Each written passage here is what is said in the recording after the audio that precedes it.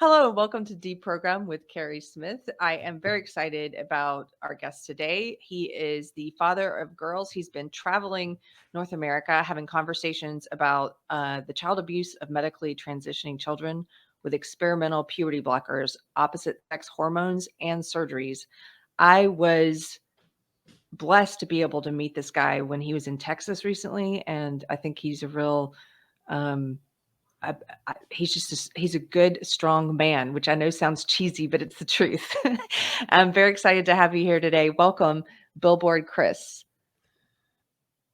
So much, Carrie. That was a super fun day in Texas a couple months ago, hanging out with you. I can honestly say that was one of the highlights of the year and a half I've been doing this activism. So I'm super excited to be able Oh, to talk to wow. you today. Yeah, me too. I'm going to get into who you are and what you're doing, but I want to have a redo of that day because our plans were thwarted to go to the campus and protest. Oh, that's right. That's right. I forgot about that Right. a little bit. Yeah, we Yeah. went to this university. Which university was it? Southwestern, which is right close to Okay. me. And we parked in the parking lot on campus, and we were standing outside of our car, my rental car, just getting the signs ready to wear, because I wear these signs, and we can get into that in a second. But they say children cannot consent to puberty blockers, or children are never born in the wrong body. I've got the definition of a dad, which is a human male who protects his kids from gender ideology. And anyway, we were just getting ready to put these signs on, and someone had already reported us to the campus police. And this campus police officer rolled up and told us we couldn't be there, Yeah. which is expected, but that was really quick that day. That was so quick. It's two suspicious people in the parking lot with signs. Send in the cops. Oh So no. so let's back up then. Yes, for anyone who may not be familiar with you, and I only recently became familiar with you and what you're doing and your mission. Can you tell people a little bit about who you are and what is your purpose? So I am just your average run-of-the-mill dad raising a couple girls, married to a beautiful wife, living out in the suburbs of Vancouver, British Columbia. And I learned about all this madness going on with gender, specifically with girls now wanting to be boys who go on to medically transition as children, trying to make themselves look like the opposite sex. And of course, we all want what's best for these children, but we have a craze going on affecting mainly adolescent girls. It's increasing among boys as well. But we have tens of thousands of girls now wanting to be boys, and they're being given experimental drugs and hormones, which stop their bodies from going into puberty. And then they're given the opposite sex's hormones. So girls are given testosterone, boys are given estrogen. When you say that you're a father who learned about what's happening with gender ideology, can you explain what you mean by that? Sure.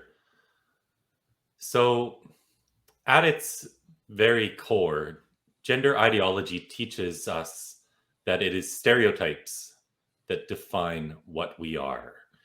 We are teaching children that they all have a gender identity, which in effect trumps their biological sex. So, no one can really tell you what gender identity is. You often get these circular definitions. But basically, it means that if you like boy stereotypes, that you must be a boy, and vice versa.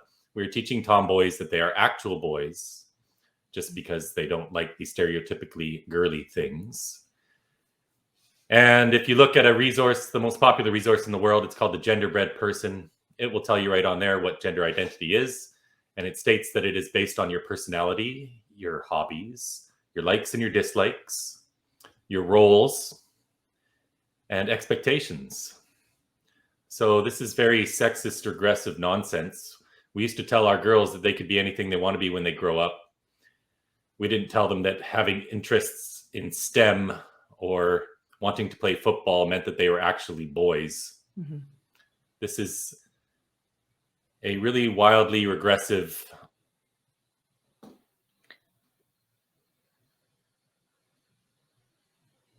You froze. Are you? You Am I froze for back? a second. You're back. Yeah. Okay. You said this Sorry. is a Yeah. really This is wildly a regressive. Yeah, this is a very regressive ideology that progressives on the left have picked up as their new religion of choice. And they have succeeded in getting this pseudoscientific ideology into schools all across the Western world. And of course, when you teach this to vulnerable kids, a whole bunch are going to believe it. And if you give all these girls who are struggling with adolescence an option to simply opt out of their sex, well, a lot of them are going to take you up on that option, because to them, it can seem a lot more attractive to escape some of the trials and tribulations that come along with being a girl and try to become a boy. And a lot of these kids too have autism, ADHD, there's been trauma, there might have been sexual abuse, eating disorders. There are all sorts of things going on with these kids who end up at these gender clinics getting these experimental drugs and hormones. But we don't look at these underlying factors anymore. Yeah. We credit all these other issues that these children have as being caused by this sudden presentation of gender dysphoria. And so can you tell us Yeah. a little bit about, so someone who is a parent who's maybe been introduced to gender ideology from their kids, from the culture, or from their kids' school, they might hear you talking and say, well, what's the harm in allowing my daughter to explore her gender ideology and consider that she might be boy, like a boy trapped in a girl's body? What's the harm in seeing if that's the case? And if she has all these other issues, like if she has mental health issues like depression or anxiety, what's the harm in seeing if this is what cures those, and seeing if that's true, if these are, if those things spring from a root of gender dysphoria? Okay, so let's talk about gender dysphoria briefly, and I'll come back to that. So, Mhm. gender dysphoria as a condition is nothing new. It's been around for decades, and historically, this affected 1 in several thousand children, and it affected mostly boys from a young age. So, we're talking about 4, 5, 6-year-old boys who were more effeminate. And we have academic studies that have been done into gender dysphoria going back about 5 decades. And all of these studies show that 80 to 90% of the time, these kids simply outgrow this gender dysphoria. The cure for it is actually puberty, Mhm. because when puberty comes along, our hormones kick into gear. Testosterone is generated in these boys. It makes them feel more comfortable as their natal sex, and they grow out of it. And a lot of these kids, when they grew up, if you look at one of the most recent studies, it followed 139 boys for 20 years. 87.8% of these boys, their dysphoria just went away. And the majority of these boys, when they grew up into adulthood, were gay. So this is another aspect to this. We are taking kids who would grow up to be gay or lesbian, and because they don't conform to the stereotypes associated with their sex, we are telling these kids that, oh, maybe you're trans, or other kids in school are telling them that they're trans just When you put because it they're not that girly way, girls. Yeah, when you put it that way, Chris, it sounds so similar to, like, how is it different from conversion therapy? it is conversion therapy. Yeah. It totally is. But in this upside down world we have all these governments passing laws banning conversion therapy. And what that actually means, excuse me, what that actually means to these politicians is that you cannot help. Let's take the example of a girl who now says she's a boy. You cannot help her to feel comfortable as a girl. That would be deemed conversion therapy. It's totally fine to take a girly girl who's never had these issues and convince her that she's actually trans, give her puberty blockers, cross-sex hormones, even surgeries, cut off her breasts as a child. That's totally fine. It's totally fine to make these children into lifelong medical patients who will forever be reliant on external sources of testosterone. Mhm. And it's fine that these drugs cause vaginal and uterine atrophy, causing them to get hysterectomies. Apparently, that's all good in our society. But to help these children just be comfortable as they are is now deemed conversion therapy. And in Canada, where we just passed one of these laws, parents, faith leaders, counselors, PhDs, whoever, they can face up to 5 years in jail and a $2 million fine just for helping these kids. And we Wait, see these same laws passing all over the place. can you restate that? 5 How 5 years in jail and a $2 million fine. Wow, If just for opposing the gender ideology and saying, "Well, maybe you're not a boy, maybe it's something else, let's figure out what's underlying." Then you put yourself at risk of jail and a $2 million fine. if mom tells her girl, "No, Lucy, you're not a boy, you are my baby girl," the Ministry of Children and Families consider it abuse, not to affirm these children's gender identity. And they will come in and they will interview the mom, they'll interview the child, they'll interview the dad, all separate. And if you're not going along with this gender religion, you can lose your kid. It's already happened to people. It's happened in Australia recently. There's another dad in Texas who's lost his kids, Jeff Younger. Yeah. People can Google Save James and learn all about that. But he had two twin boys, and one of these boys, when he was just 2.5 years old, liked a purse with a unicorn on it.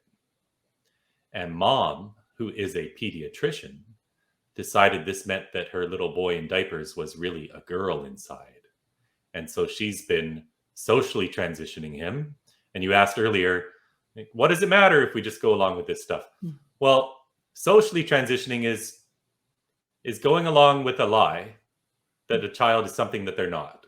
It's going along with this lie that a girl is a boy or a boy is a girl.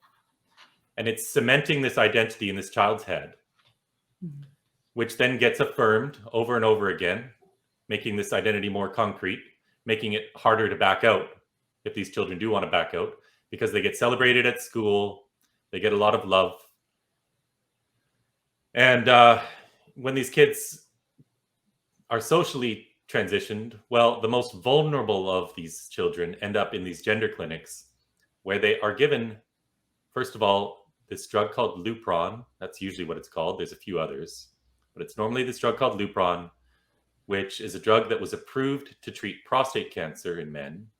It was approved to treat endometriosis in women. And it's the same drug we use on pedophiles because it chemically castrates them. We're talking chemical castration. So same thing as essentially cutting off the testicles of a pedophile is what this drug does. It completely destroys their sex drive. Yeah. Do they give this drug to boys and girls? Yes. So it stops the pituitary gland from releasing luteinizing hormone and FSH, or follicle stimulating hormone, which in turn, for you, it would trigger your ovaries to produce estrogen. For me, it would trigger testosterone. And so that process will not happen. So all the things that should happen during puberty are not going to occur. So girls' breasts won't grow, their hips aren't going to get wider, their bones don't gain any density. And in fact, these kids are losing bone density. A mother I talked to in California a couple months ago, her daughter was on puberty blockers from the age of 12 to 15. And they did bone scans each year, and she lost 11% of her bone density. This is at a time when bones should be getting way stronger. A girl in Sweden just suffered spinal fractures and has osteopenia because of this drug. Boys' penises won't grow. It affects other organs, of course. And seeing as the cure for most of these children who are struggling with this gender distress is their own hormones, when you stop their own hormones from being generated, of course, they're not going to start feeling better. And then you give them the opposite sex's hormones, which is the second part of this process. So it's puberty blockers, then it's testosterone for girls, estrogen for boys. That makes their dysphoria even worse. Yeah. And it's sterilizing these kids. And this isn't just me saying this. You can go read op-eds that have been written by Dr. Marcy Bowers or Laura Edwards-Leeper or Erica Anderson, who are all senior officials with the World Professional Association for Transgender Health. They've been raising the alarm about some of these issues lately. There's been pieces in the Washington Post and New York Times and San Francisco Chronicle, whatever it's called. I think I got that name right. But anyway, there are professionals in this industry who are now raising the alarm about some of these issues, but still in the public sphere, it's next to impossible to get any non-conservative media to cover these issues. Yeah. Because they're all caught up in telling this lie. Yeah. Do you think it's going to be, you're reminding me a little bit of what I'm seeing in the media now when it comes to the adverse effects of mandatory masking and school shutdowns and lockdowns on children. I'm starting to see more articles, and even the New York Times questioning was this the right thing to do, or at least finally acknowledging some of the adverse reactions that kids are experiencing, like greater rates of depression and teen suicide. Do you think this might be one of those things where down the road, when they see, or if they see enough adverse effects, the mainstream starts to challenge this and say, but how could we have known? But how could we have known? Yeah, how could they have known? There's 1,000 people on Twitter every day telling all these people in authority exactly what's going on, and they just keep plugging their ears and singing la la la la la so that they don't hear it. Mhm. But yes, you're absolutely right. There is no evidence base for this, and Sweden and Finland are two countries that have done away with this practice, and the only way it will occur again is if these children are part of a clinical trial. And of course, in these clinical trials, you weed out the children who have all these other comorbidities going on. Because every single Yeah. child that ends up in these gender clinics getting these experimental medicines, and they are experimental because they've never been approved, it's being used off label. All these kids have something else going on. They're cutting, or they have an eating disorder. Mhm. A lot of these girls have suffered sexual abuse. And why do girls get sexually abused? It's because they're girls. Mhm. It's not because they're boys. It's because they're girls. That's why they got abused. So what's the easy solution for some of these kids? It's to opt out of their sex. Mhm. You get tons of kids with autism who are on the autism spectrum. Probably about half of these kids are on the autism spectrum. Mhm. It could even be higher. I know from some gender clinic studies themselves, they had the number pegged at 40%. In my own experience of talking to tons of parents and even a lot of these kids, I think it's even higher. But there's always something else going on. There's depression and anxiety, and mental health professionals are completely failing their patients. Mhm. Doctors are completely failing them because they're simply going along with the child's self-diagnosis, Yeah. affirming that the child is indeed trans, not looking into all these other issues, and then just medicating them straight away. Why do you think it is that we've reached this point where, I mean, I have my own ideas about this, but I'd like to hear if you've given thought to what are the underlying causes of a society reaching a point where parents are willing to allow, and the medical establishment is willing to allow children to be treated as guinea pigs in what amounts to medical experiments? we have a war on truth these days, don't we? Yeah. We're not allowed to tell the truth. And so it's essentially, there's been a long campaign of propaganda while everyone was kind of sleeping and this wasn't such a big issue. There's been a lot of money behind this as well.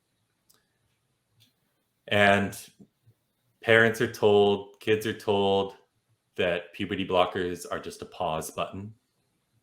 So that sounds reasonable. The story as it goes is you can just give little Johnny these puberty blockers to give him time to think about his gender.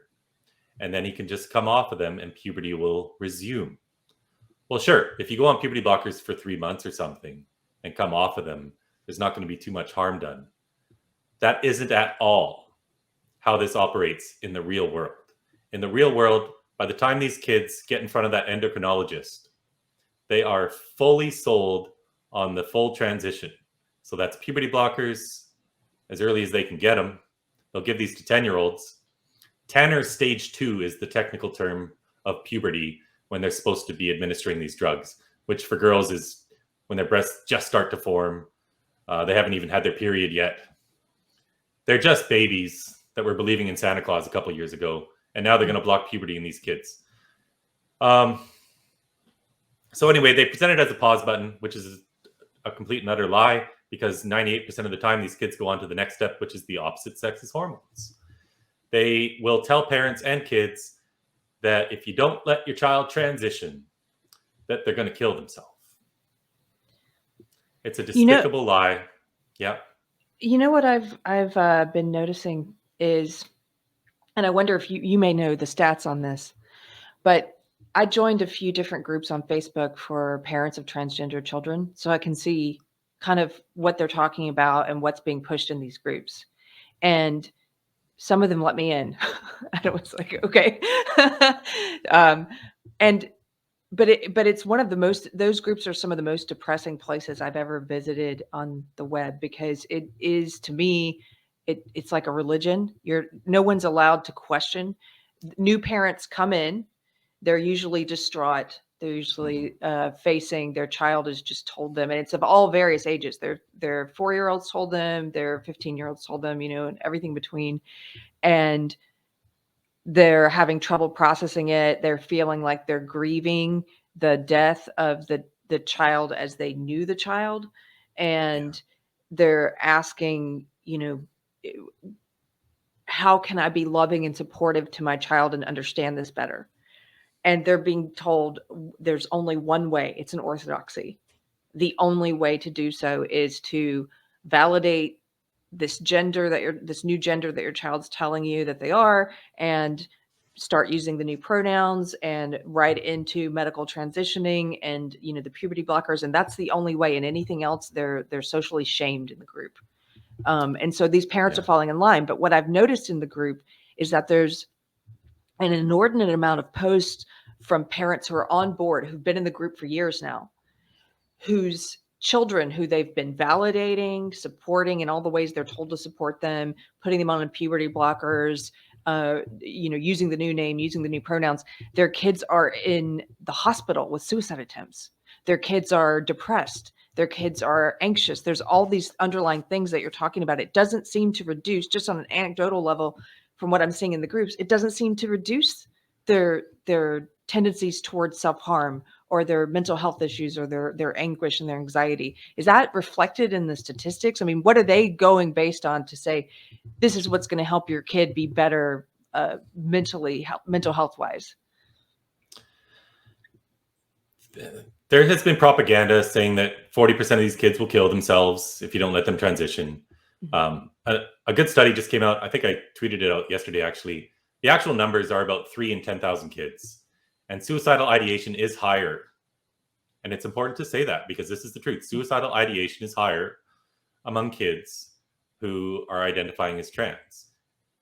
It's higher among kids with eating disorders. It's higher among kids with depression and anxiety. When you filter out all these different issues, it's not really any different than these other mental health crises that kids get involved in. So if we had this absolute deluge of children committing suicide because we didn't let them transition, obviously that would be a different story. But it's just a lie. And it's a lie because it shuts down conversation. That's the intent of this lie. That's why they say it. Because what is someone going to say when they're kind of new to this issue and they say, I don't think kids should be getting puberty blockers?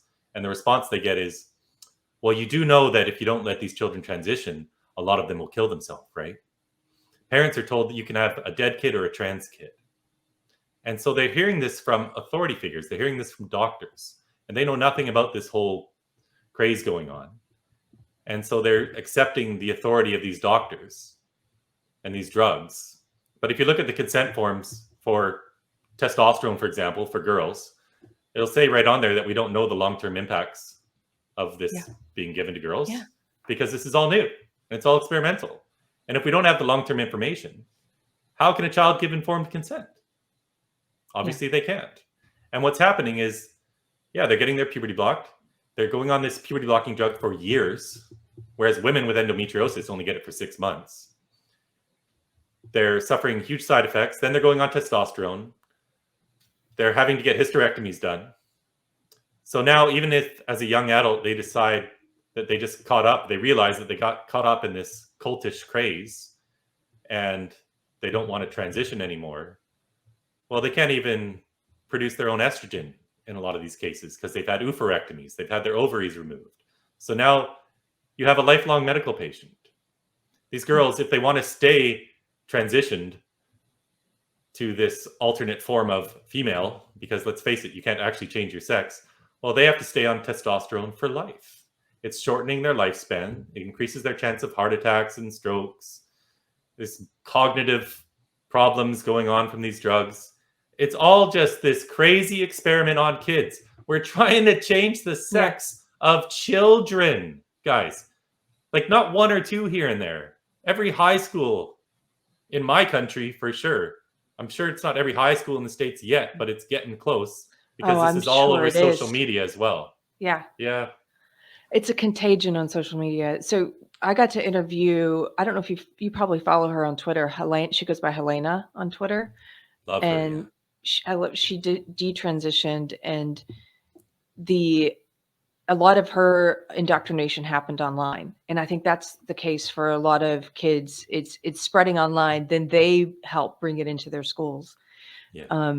But when she talked about her detransition, when she decided, this has been a crazy cult-like experience for me. What am I doing? How did I fall into this at such a young age? And she tried to detransition. She faced rejection and scorn from her so-called inclusive trans supporting community. You know, what, you choose your gender, you choose your sex, we're here for you. Okay, well, I choose to go back to my biological sex and try to be healthy and in my with who I am, with what my body is. She faced rejection from that community and from her Right. therapist. Is that common? Do you talk to girls who've tried to detransition, and what is that like? Are they ostracized? 100% of the time.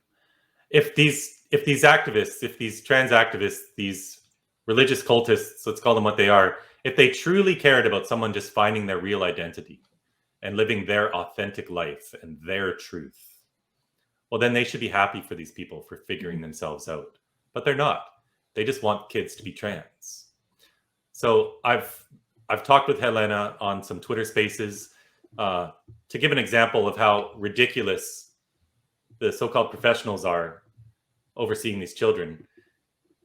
Helena learned that she could go to Planned Parenthood to get testosterone. So she drove 5 hours to the closest Planned Parenthood, sat down for 20 minutes with this, whatever you want to call the person at Planned Parenthood. We'll call them the gender consultant. And this person said that driving 5 hours to Planned Parenthood showed real commitment. So Helena must really be trans. Because why else would she drive 5 hours to get testosterone? And so she was given a prescription right then and there. This person knows nothing about her. Out she walked and started her new journey onto testosterone. When I was in Seattle a month ago, I met up with another detransitioner. Her name's Athena. Her Twitter handle is Mother Gender. But when she was 16, she went on testosterone. She got a double mastectomy. She detransitioned or went off testosterone at the age of 19. She's 22 now. Of course, insurance won't cover any reconstructive surgery because all these insurance companies only cover the deconstruction. They only cover the harming of children. Wow. They'll gladly pay for a 14-year-old on their parents' insurance to get their breasts cut off, but they will not pay for any of these reconstructive surgeries. Wow. But anyway, Athena told me when she was 16, her two best friends were trans. And so this is how this social contagion works. We throw this word social contagion around a lot, and we kind of get it. But in reality, this is what's happening. So a girl makes a new friend who says she's trans. Girl hangs out with this other girl. I guarantee you, in 100% of these cases, these kids who identify as trans, they've all been online for hours and hours and hours, going down these rabbit holes on TikTok and Tumblr and Reddit, getting inundated with trans propaganda, getting lied to constantly. And then they make a new friend, and maybe this girl's not happy for some reason. Who could be anything. Doesn't like her body, hates growing up, puberty sucks, you know, maybe parents split up. Adolescence is a tough time. Who knows what's going on with this kid? But now they got a new friend, and now they go and hang out, and they get online, and they go down these rabbit holes. And they are not matching what society has led these girls to believe is, you know, a proper, beautiful, girly way to be, or whatever. You know, they're not matching the Instagram standards that are set for them. And they're getting it put in their head now that because they're a tomboy, that maybe they're an actual boy. And maybe these struggles that they're feeling in life are because they're really a boy inside, that they have a boy brain, pseudoscientific nonsense. Mhm. And so then they start getting caught up in this. They start believing what their schools are telling them too, that there's all this hate out there against the transgender community, Yeah. which is complete and utter rubbish. It's Yeah. genuine concern mostly from parents who see what's going on. But they become convinced, just as Athena did, that this outside world, outside this trans world, they're all hateful and they're bigots. And just because her two best friends were trans, that's how she got sold this. And she fell down this rabbit hole. And at 16, she got her breasts cut off and went on testosterone for 3 years. So they get a deeper voice and they grow facial hair and all that stuff. This is irreversible harm being done to these Yeah. kids. So And yeah, I think part of what they're doing, so on Deprogrammed, I think when I met you, I was telling you a little about my background. yeah, I was in the social justice ideology for 2 decades, and to relate this back to that sort of umbrella of that belief system for a second, you're saying they turn these kids into lifelong medical patients, but they are also turning them into lifelong victims, and yes, in that process that you're discussing, the social contagion of where they meet someone who says, well, I'm trans, and then they go online and they learn more about it. And part of what they're being told, as you said, is that the world is so transphobic and the world is out to get you and you are a special victim. And that, I mean, human nature, that appeals to someone. If you're at an age, especially in the awkward age of adolescence, where you feel like an outsider, there maybe is something off with you in terms of feeling like you fit in with the norm. That was the case for me. I didn't feel like, I'm sure most of us felt like we didn't fit in with the norm when we were kids. But they play into that and they tell you that's special, that there's right. something special about that you are a special kind of victim. And I think it really, aside from the medical damage that they're doing to these kids, like the damage to their bodies, the permanent damage, they're also damaging them psychologically, because they're asking them to think of themselves forever as this member of this oppressed group. Big time, big time. Do you see that in some of the people that you've been able to meet on your travels who detransitioned? Is there a pronounced difference in maybe their self-confidence levels, like once they've come out of this? Yeah, for sure. I've been told, they were kind of afraid Mhm. in a way of people who didn't buy into this ideology. And whatever happens in their life that causes them to detransition and to start looking at the truth of all of this, they learned that, oh, all these people weren't hateful at all. And I was being lied to by my former community, who now, as you said earlier, completely ostracized them. Yeah. There is it's all this intersectionality stuff going on. We've created a culture where victimhood is rewarded. And this is very much, I don't know if it's the opposite of what I had growing up, but this didn't exist growing up. Mm. You had to be tougher, something bad happened, toughen up, tough it out. And that's how we need to be, really, because life isn't fair. Whoever said life was fair? Life's not supposed to be fair. It's not fair for anyone. It's never going to be fair. And that's just the way it is. And the sooner you accept that, the happier you can get. But we're rewarding victimhood culture. And I've heard you talk about your experience in that social justice movement. And I've watched your podcasts. And all these things are related, of course. If you are into trans ideology, by default, you are also going to wear a mask outside when you're walking around, and you're going to be into critical race theory and all of these different things where our society is being propagandized and we're not allowed to tell the truth.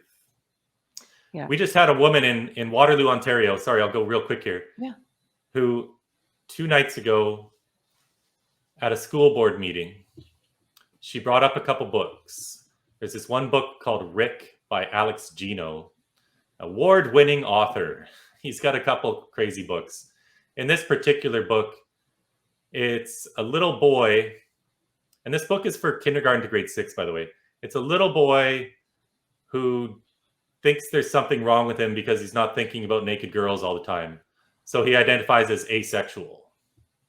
And in this other book, it's this girl's reading about puberty blockers and cross-sex hormones. And she reads that they might make you infertile. And her response to that is to say, oh, cool. So this is a book promoting, and in fact, kind of celebrating, sterilization of children. It's a book intended for children. And a teacher spoke at this school board meeting, just expressing some concerns, and she couldn't talk. She was shut down. The chair of the school board cited the Ontario Human Rights Code as though she was violating some human rights thing. And they kicked her out of the meeting. And then they took the video down, and now they're taking it down off of YouTube, and they're trying to bury this. But I was going to say they've tried to censor it from YouTube. So, but I saw that you put it up, or someone put it up on Rumble. People can still see it there. Yeah, someone else put it up. I just linked to it. But I mean, this is no surprise to me because I've been through this 1,000 times. But it's great that the rest of the world starts seeing this stuff because we aren't allowed to have a conversation. And the reason I got started on this whole campaign in the first place was because we weren't allowed to have conversations. And when society devolves to such a point where you can't talk about important things, you've got a major problem.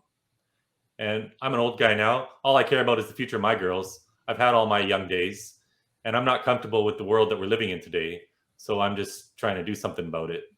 And the first thing I did was put up these I Love J.K. Rowling billboards. Yeah, tell us about that, because I think the story of how you got to where you're at now, where you travel the country with these billboards, is an interesting one because you started with one that you weren't wearing. Right. So my inspiration was a woman named Posey Parker in the UK who put up a sign at the Edinburgh train station that said, I love J.K. Rowling. I heart J.K. Rowling. And it got taken down the next day. This was, I think, July of 2020. And I'd been learning all that year about all these different issues going on. But what did they justify taking it down? What did they say? Oh, complaints. Hate. It's hate. What? Well, they did an FOI request and there wasn't a single official complaint. But some people on Twitter complained. But it's literally just I heart J.K. Rowling, who's a children's book author. That's it. Yeah, but J.K. Rowling wrote a really controversial tweet where she felt women shouldn't get fired for believing in biology. So, you know, she's never said a transphobic thing in her life. I've read everything she's ever written. Everything she's written, of course, comes from a place of empathy and concern and truth. And anyway, that sign got taken down, and I had had enough of this nonsense, and I thought it was a great idea. So why reinvent the wheel? I did the same thing in Vancouver, and I put up a big billboard heading into downtown that said the same thing. I love J.K. Rowling. It got paint bombed overnight after I tweeted it out. And then a Vancouver politician said it was hate speech. Wow. And she put pressure on the sign company and they covered it up. Wow. So I kind of anticipated this and it went viral a bit. And so I reached out on Twitter and I said, if you want to do this in your city, I will help because I know a lot of people have been silenced and can't speak out. So right away, a woman in Silicon Valley, who's an executive there, donated a bit of money, I think 2,000 US or something. And then I raised some more from Canadians that night and had a billboard up in San Francisco the next week. And then Utah, all throughout Utah, Los Angeles, Portland, the underground, 14 different screens throughout the metro in Washington, D.C., and then Times Square. That was in September of 2020. Okay. But then I was running out of money. So I can't put up signs in Canada at all. There's only 2 sign companies and they won't do it. So I thought, they can't take it off. They won't work with you specifically, or they won't work. They won't put up anything to do with this like message. Wow. Yeah. Okay. And so I just thought, well, they can't take a sign off my back. So I had these signs made and I wear them like a human sandwich board. And I just hang out downtown. I go to where it's busy. I go to events. I'll be at a huge event this weekend, both days. And I just talk to whoever comes up to me and has questions. My main sign says children cannot consent to puberty blockers. Probably my most popular one is my definition of a dad, which is a human male who protects his kids from gender ideology. I've got one that says gender ideology does not belong in schools. One that says children are never born in the wrong body. Because this is what we're teaching kids, that some Right. are born in the wrong body. If you ask someone what that means, they can never tell you. If you ask them what does it mean to be a girl, of course they can't tell you without resorting to stereotypes. Apparently it means having long hair and wearing a dress. And every single one of these girls who transitioned to male, for some reason they all have a beard. I don't have a beard. Most men walking around don't wear a beard, but every single one of these girls who transitions will have a beard because this whole thing is about stereotypes. Anyway, I just talk to people. I have conversations because the media won't cover this. We have 3 main media sources in Canada: CBC, CTV, Global. The only time they ever cover anything is when they're saying that I'm a transphobe and I'm a terrible human being and I hate kids and all this stuff. So They will not cover the subject of puberty blockers at all. So I just am doing a grassroots word of mouth thing. I want to talk about, the attacks that you've faced, but before we get there, your approach. So you are the human billboard now, and you said you're wearing the signs, and I'll put up a photo of when we got to hang out, even though we didn't. Okay. We got kicked out of the school, but when you wear this, have you ever had someone try to take it off of you? Yeah, they've been taken off of me. Okay. I got attacked in Montreal in March of last year by 5 or 6 people, 1 woman, 5 men, I think it was. And they just jumped me. They knew I was there. I was on the busiest pedestrian street in Montreal called St. Catherine Street. It was 7 p.m. on a Friday night, 1 hour before their curfew. Because those bad people go out at 8 p.m. But I got jumped. I got jumped by all these people. I got punched in the face straight away, punched in the back of the head. Simultaneously, my front and back signs were ripped off of me. And a guy stomped on my body cam in the middle of the street. And so I was mad that I lost my camera because I wear a body cam to protect myself from these sorts of things. So I pulled out my phone and I started filming. And I got the latter half of the attack. And a man picked up a big traffic cone. One of the big ones, which I wasn't too worried about because it's just a piece of plastic. But the base on those things is pretty thick. And he swung it at me 4 times like an axe. And each time I blocked it with my left forearm. And one of those blows broke my arm. So that was fun. And then a guy came and squirted me with mustard all over. And so you're sometimes, not always. I don't want to discourage people from standing up for what they believe and doing this, because and I'll just let you know, the day we went out, we ended up walking around the neighborhood. We went to the town square. No one physically attacked us. It's not like you get physically attacked all the time, but you have been physically attacked. And then online, you've been defamed. Oh man. Yeah, I've been assaulted probably 8 or 9 times, but I do want to stress that this sounds like one of these CNN headlines with the city burning in the background and CNN saying mostly peaceful protests. Yeah. Normally it is mostly really peaceful. I get a lot of verbal abuse. I get that constantly from the younger crowd. But you can do this very safely. You don't have to do what I do. You don't have to go out at 7 p.m. at night in Montreal. There's lots of ways to do this safely. You can go stand in front of a legislature where there's security and go to big events and stuff. You'll be fine. But I don't even know if I want to get into all the online stuff. When I first started this campaign, I don't even want to get into it, but people said terrible things, made up all sorts of crap. And it really, at the time, it was basically an act of sabotage for some reason. People on my own side even. Wow. And my support just kept going down, down, down. But I knew if I kept going out on the street, just talking to people, nobody can cancel that. Yeah. Nobody can stop me going outside and having conversations. They can say whatever they want, but no one can cancel me because I refuse to be canceled. And you know who you are, and you know what your purpose is. Yeah. That's right. Can you tell me a little bit about the positive aspects of having these conversations and wearing the billboards? Like you said, for example, you like to ask people questions or provoke questions with your signs, like no children can't consent to puberty blockers. What are some of the conversations you've had or some of the more interesting things that have happened as a result of you doing this? Boy, man, where do I start? I've had so many amazing conversations. I've woken up a lot of people personally. when I was in Texas, I was inside the state capitol with my signs because one of the politicians told me to go inside. I couldn't believe it. It's beautiful And, in the Texas Capitol. yeah, it's amazing. And it's safe because you have to go through a metal detector and everything. But I was standing there with these signs on, and I had a man just crying his eyes out on my shoulder because his sister's affected by this in Portland, Oregon. I've had parents come up to me and tell me that they learned about this through me and that their child's doing better. I've helped parents deal with the Ministry of Children and Families. I've done a lot of other things behind the scenes that really probably give me the biggest reward. But I've spoken at some big events, and media have covered some of these things. I've had counter protesters come to meet me. I had 200 counter protesters from a university in Ottawa come and swarm me, mob me, punch me in the head, paint on me, key my car, all while police were watching and doing nothing about it. But the media picked it up and it reached millions, and I get lots of positive emails from people because they see all this fake news and then they look it up and then they learn what's going on. And that's really what gives me the biggest satisfaction, is talking to parents, because I'm not trying to change laws or school policies or any of that, because quite honestly, all these institutions in Canada especially are lost cause right now. We need new people in them, because these are the cult members in our government pushing all of this stuff.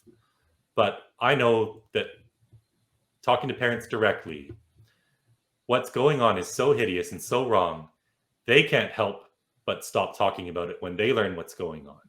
And so word of mouth spreads, and it's working. I can see it. In Vancouver, there's a huge difference from a year ago. Of course, this isn't all me. This is everyone working. This is Abigail Schreier's book. This is, people on conservative media talking about it because the left-wing media refuse to. But it is making a big difference. And I just know if I continue doing this, and I continue to talk to wonderful people like you who help to amplify this message, that we'll get enough people up to speed and informed that they can then have intelligent conversations of their own with others, and we will put an end to this. But yeah, I've had so many great experiences with parents. What kind of advice would you give parents? Like what kind of questions do you think are good to ask people? Let's say you have we have a lot of people who watch our show who they've dealt with social justice ideology from family members, from their kids, or from a sister, or someone in their family. If you have someone in your family who's sort of starting to fall into this religious, like this cult of belief around gender, what kind of questions would you say might help to have a conversation with them that doesn't get hostile? Well, everyone knows their kid, and every kid's different, and all of our relationships are different, but we just have to have conversations. We have to tell our kids the truth about the regressive nature of this ideology. We need to reinforce that there is no right way to be a boy or a girl. We need to tell them that they are beautiful just as they are, whether they're masculine, feminine, whatever. But we need to talk to them about the truth of this ideology, which is that it is regressive, sexist, stereotypical nonsense. We need to tell them the truth about these medical things happening. Because when kids know the truth, they are now inoculated against these lies when they come for them at school, at least a little bit.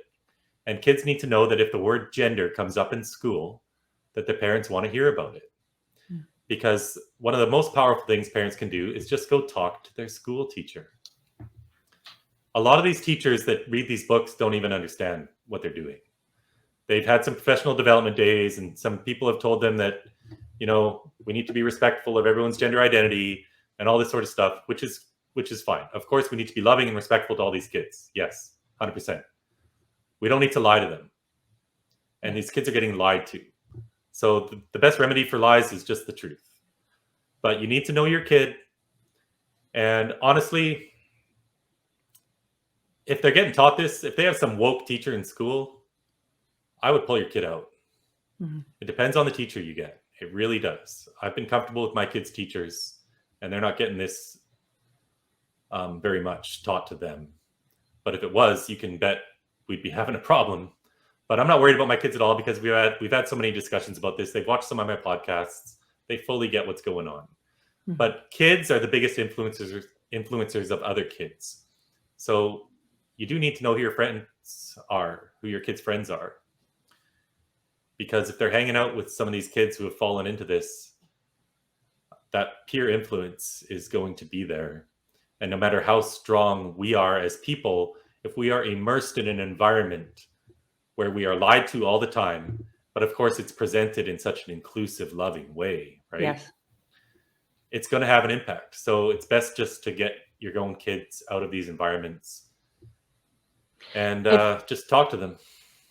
Parents can, you mentioned earlier that there's something called the genderbread man, which I've seen. I actually saw one of these educators do a presentation here in Austin a few years ago.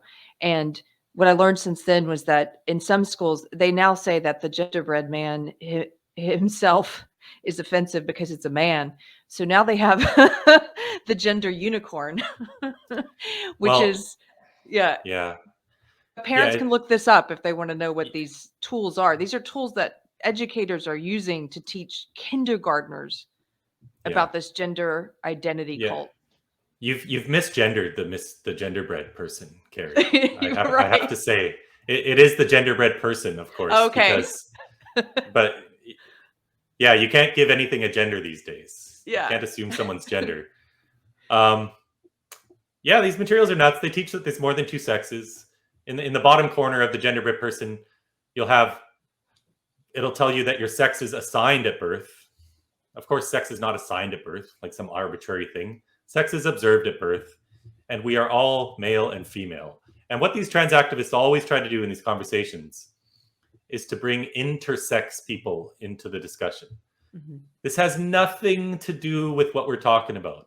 I'm talking about normal, healthy kids who are girls or boys who now want to switch sex. Mm-hmm. People with intersex conditions, it's really a misnomer. We should just call it a disorder of sexual development or a variation in sexual development. This is a tiny fraction. This is about 0.02% of the population whose reproductive organs basically didn't form properly. So there will be males who have their testicles internalized, for example, like Caster Semenya, who was this South African track athlete. They're fully male, but things didn't form properly. No one is walking around with two functional ovaries and two functional testicles. No one's walking around with both sex organs. That's a total myth that gets propagated all the time. Mm-hmm. And every single person with an intersex condition is either male or female. Our sex is ultimately determined by the type of gametes that our bodies are designed to produce, whether something formed properly or not. So I produce little tiny baby gametes, and you produce big ones. We're talking about eggs and sperm here. It's not just chromosomes. You get chromosomal abnormalities. Ultimately, it's the gametes that we produce. But we don't need to get into all this scientific mumbo jumbo. What we're talking about is just normal girls and boys being told that there's something wrong with them. Yes. That they might have a brain that is different from their biological sex. They're being taught that gender identity trumps biological sex. And we, the parents, aren't allowed to talk about this. We're not allowed to speak up against our children getting medicalized. In many cases, parental rights are being taken away. And parental rights is the other huge issue we need to talk on. Mm-hmm. Because we have activists who, I guarantee, if these materials aren't already in your school district, they're coming, or there are activists trying to get them in there. And they are trying to change laws in every single state in the country to make it prohibited to help your child feel comfortable in their own skin. We had a father last year. His name's Rob Hoogland. He went to jail for 6 months. He's appealing the sentence, but he got a 6-month jail sentence for speaking out against his daughter's transition. When she This is in Canada. This is in Canada. This is in British Columbia, where I'm at. When his daughter was, I think, 11 years old, the first year they started teaching gender identity in school, she decided she was a boy. She was sent by the school district to a psychologist named Wallace Wong, who himself has said at a talk he gave at the Vancouver Public Library, he said he's transitioning over 1,000 kids. Wow. So this is socially transitioning.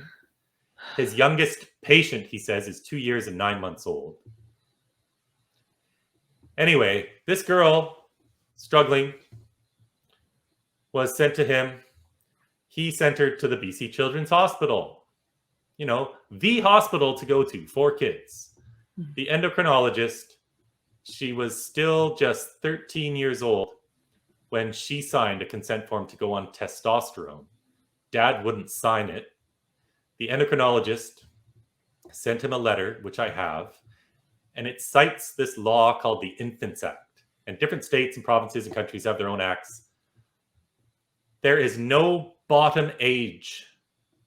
There is no limit to when a parent can intervene. The dad was told parents can be friends and advisors to their children, but they cannot intervene in this medical process.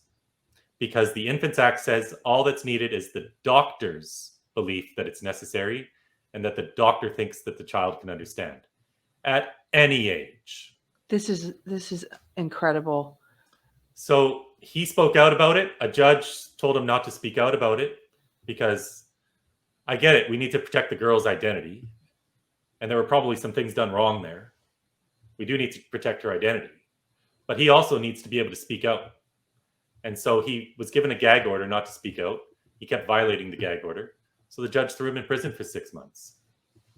Wow. He's lost his kid. He's now a criminal. He's spending time in jail. All for trying to protect his kid.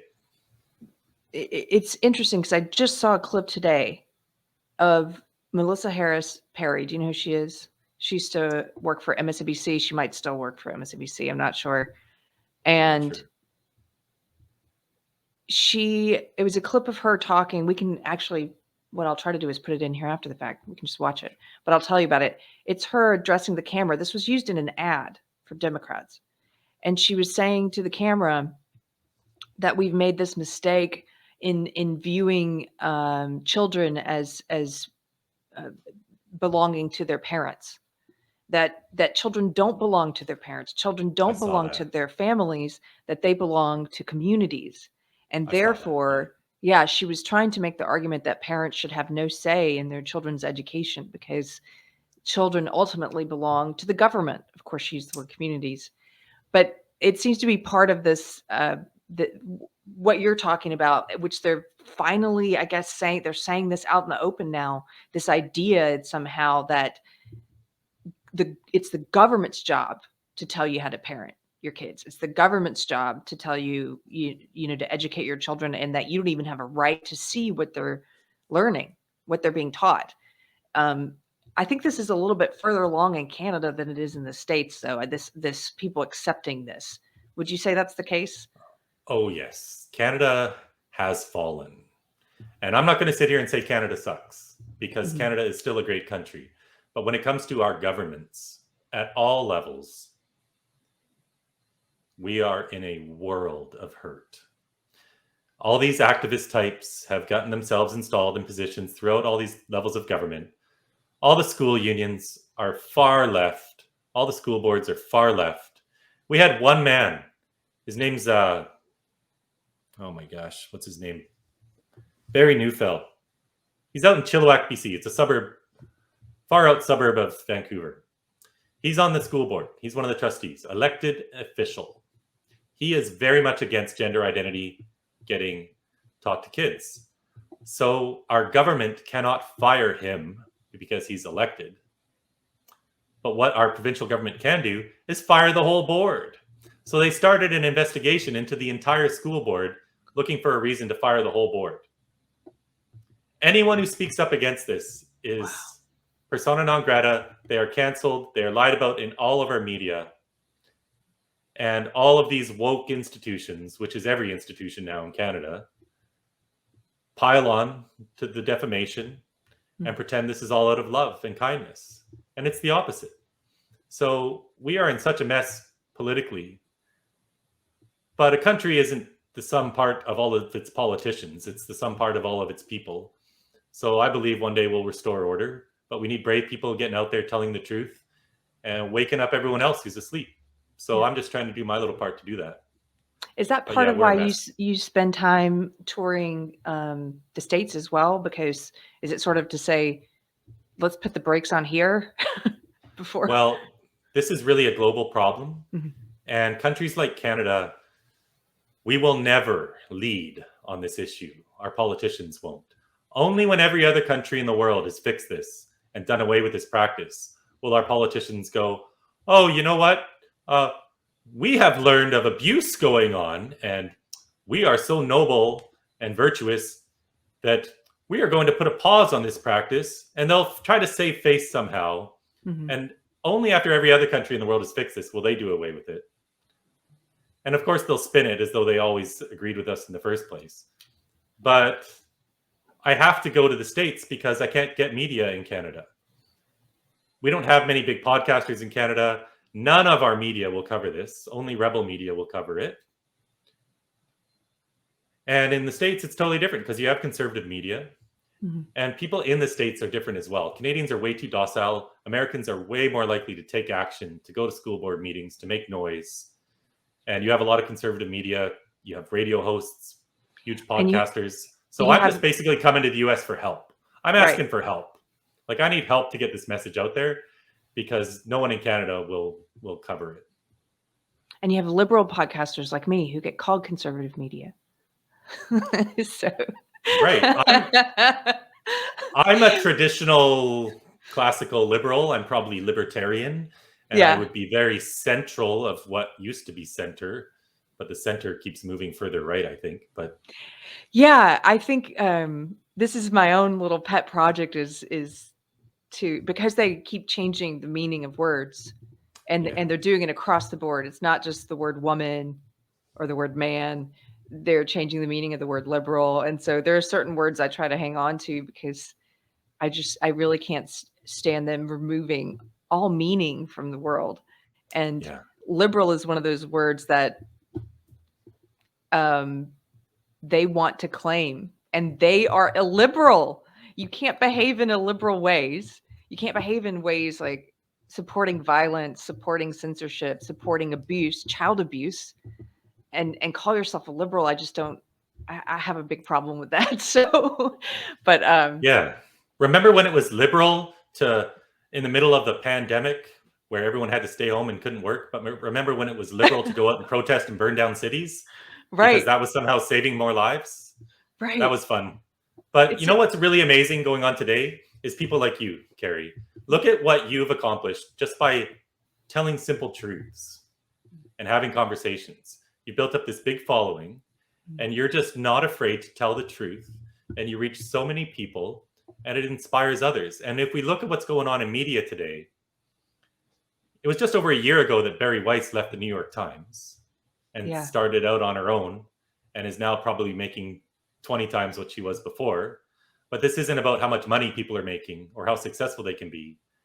It's now really inspiring, I think, that there are people like Barry Weiss and yourself and Joe Rogan who simply ask questions and have conversations.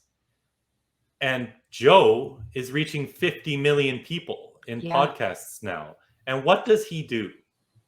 He just is a normal dude who yeah, doesn't pretend to be anything other than that, who started a podcast years and years ago just for fun, just to talk to people.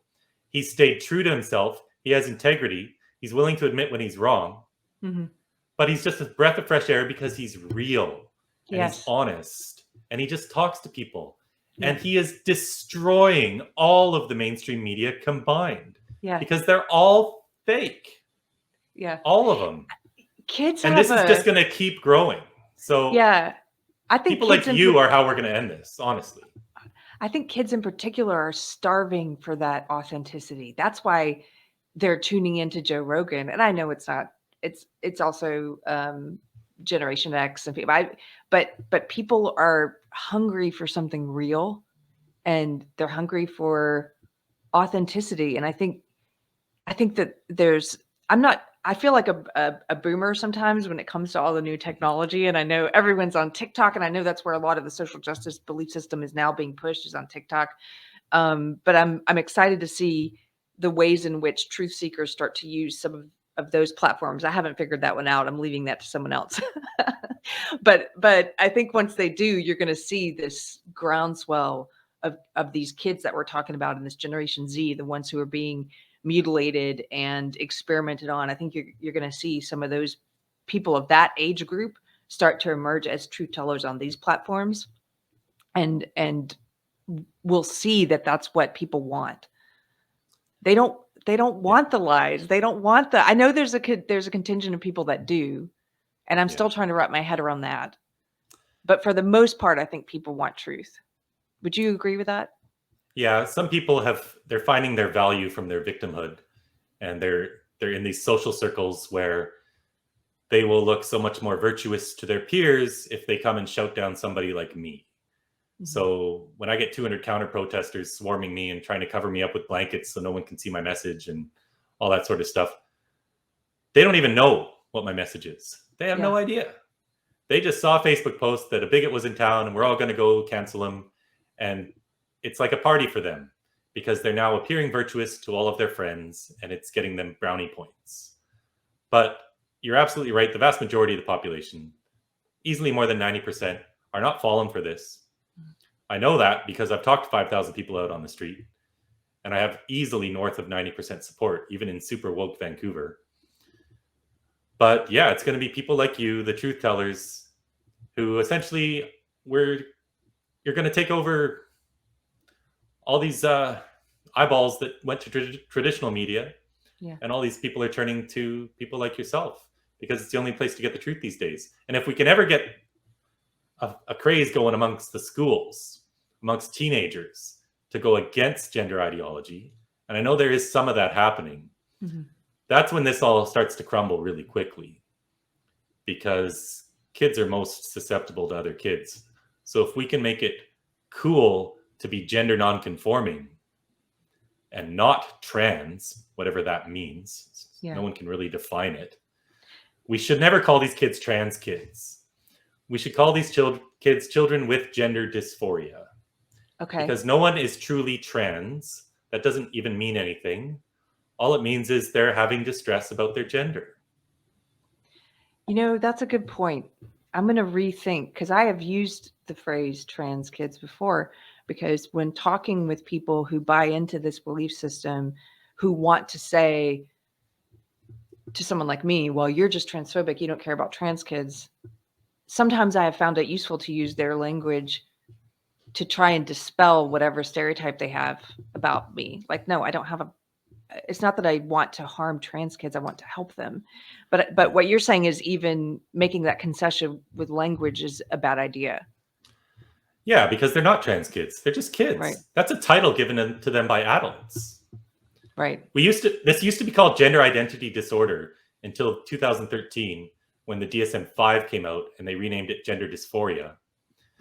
Now what they're doing is even getting rid of that, and they're just teaching that every kid has a gender identity. So if you teach all these kids if you teach kids that they have a gender identity, what's the next step for the kid? They have to figure out what their gender identity is. Yeah. Well, how do they figure that out? It's all stereotypes. So many women I talked to when they were girls, they preferred playing boy sports, and they didn't like all the girly things being pushed upon them. And, a lot of them didn't like growing up. Of course, puberty is hard for girls. And if you talk to a lot of grown-up women, they'll tell you, if I was a kid and this ideology was presented to me, I absolutely would have fallen for it. And instead of calling these kids trans kids, some of these kids are just gay kids. Yeah. But all these kids now who would grow up to be gay are being told that they're trans. This is transing away the gay.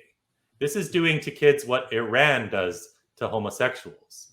It's illegal to be gay in Iran, but these men can be trans women. That's totally fine. So they can be put to death for being gay, or they can flee the country, or they can transition to become a trans woman and then have a relationship with another man. That's totally fine. Yeah. So of course that's completely barbaric and insane. That's what we're doing to kids. Speaking of barbaric, I saw you tweeted a picture which is disturbing. I'm not going to show it in the podcast, but I'll describe it. There's a new trend in the trans trending of kids. There's a new trend where for the girls who are deciding that they're non-binary or NB, they call themselves NB, when they get their double mastectomies and get their breasts removed, they're also removing the nipple. Is this right? Yeah, that's right. And they'll do So, this to kids. The World Professional Association for Transgender Health is coming out with new guidelines right now. They just wrote them. They were taking public comments until last Sunday. But the new standards of care are being released, and they are lowering the age. They now recommend girls as young as 15 get these double mastectomies. wow. And for And anybody gender, listening who is mistaken about what we're saying, they're removing the breast and the nipple, meaning they're that's not right. being these girls are not being made to look like as best they can approximate a boy. They're taking the whole nipple off, so they look completely disfigured. It's like a body with nothing, which Yeah, except two scars. it's a huge scar from left to right. It almost joins up in the middle. I think sometimes it does. And everything's gone. And they're doing this to kids. And Yeah. so then if this kid grows up a bit and they decide, oh my gosh, what did I get caught up in? I mean, their brains are forming until they're 25. We all know when we're 15, we're totally different than 10. And again at 20, and again at 25, and 30, and 40. There isn't enough tissue to even do reconstruction for these kids. You know, it's all too tight.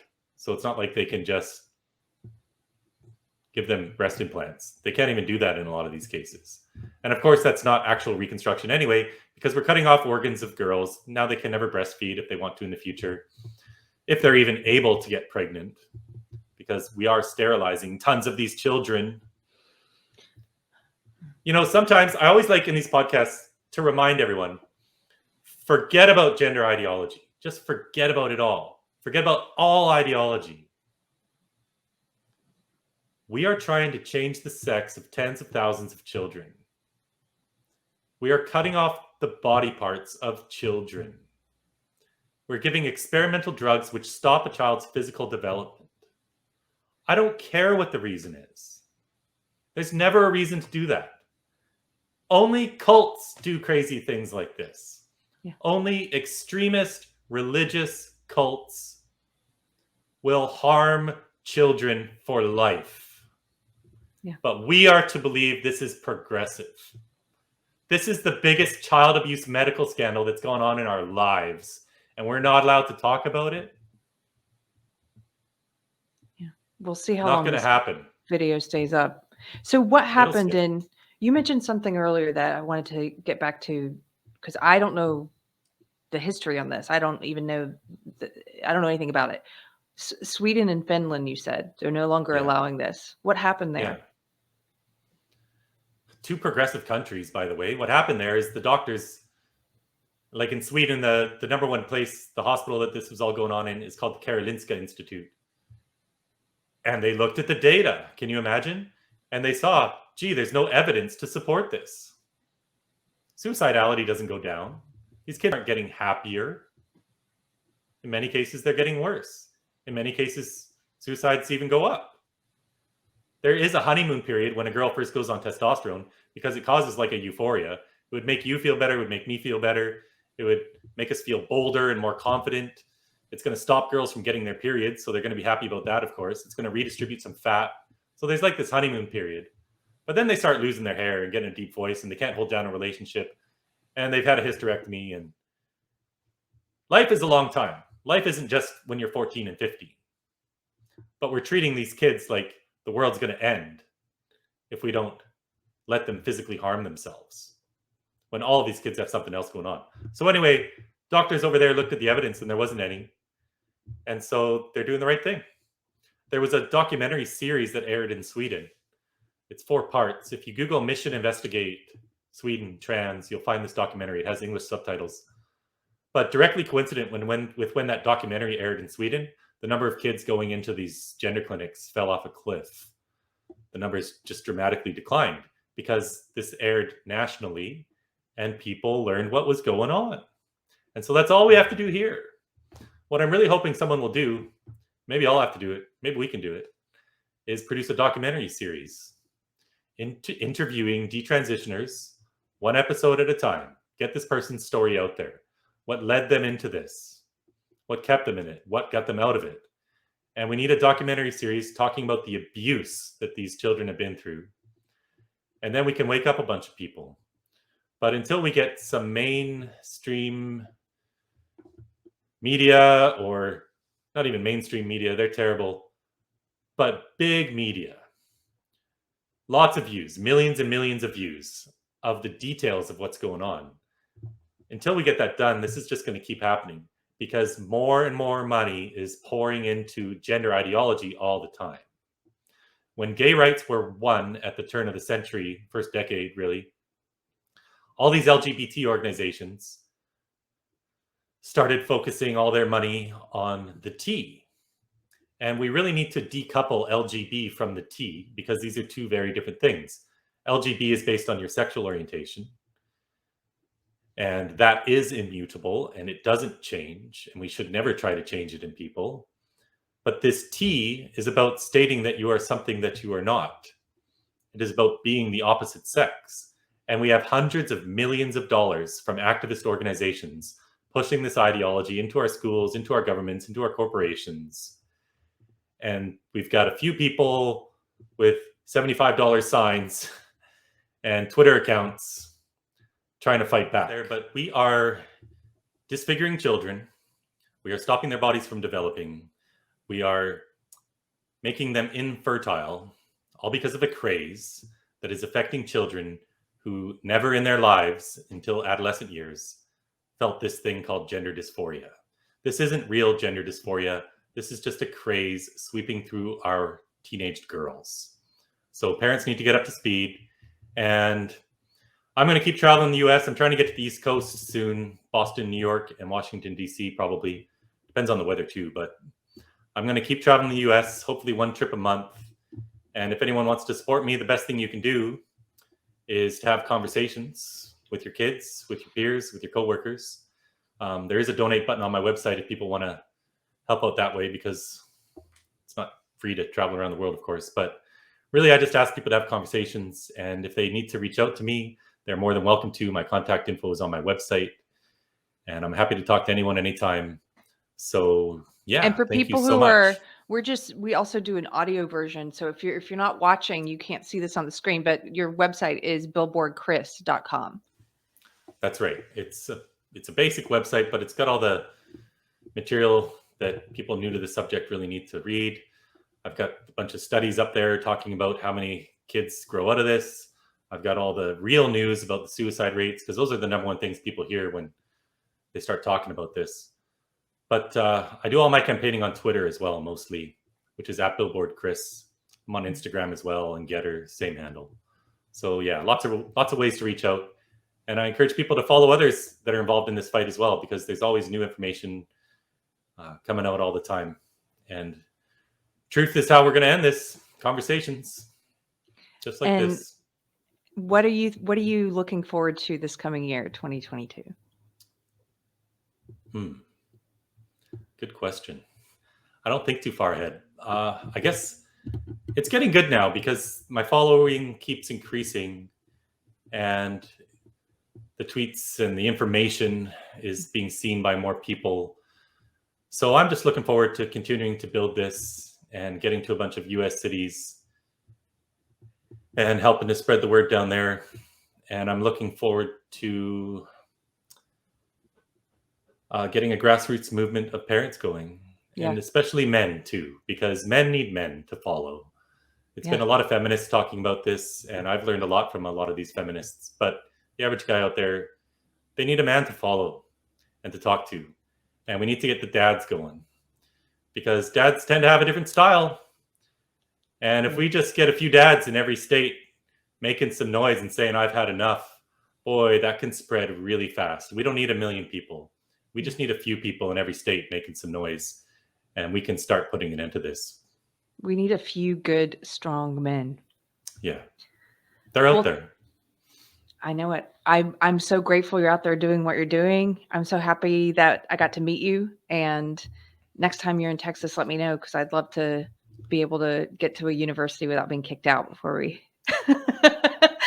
before we do anything.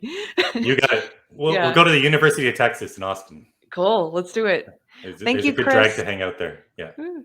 Thank you for being with us. You guys can find Chris online at billboardchris.com and also in all the places you would go online at Billboard Chris. Thank you so much for being with us here today. Thank you, Carrie. I'll talk to you later. Cool. Bye-bye.